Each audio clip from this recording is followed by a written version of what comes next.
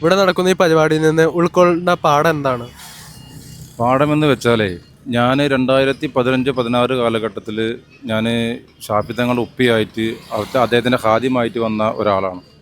അന്ന് മുതലേ ദീനീ സേവനവും അതേപോലെ മനുഷ്യജാതിപത ഭേദമന്യേ അദ്ദേഹം എല്ലാവർക്കും ഒരുപോലെ ഗുണം ചെയ്യുന്ന, അതായത് ഒരുപോലെ ഉപകാരമുള്ളൊരു മനുഷ്യനാണ് ഷാഫി തങ്ങൾ എന്നുള്ളത്.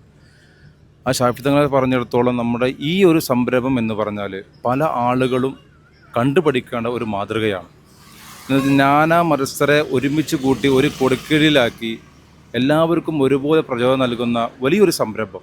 അത് നമ്മൾ അധിക സ്ഥലങ്ങളിലും കാണാത്തൊരു ഒരു ഒരു സമ്പ്രദായമാണ്.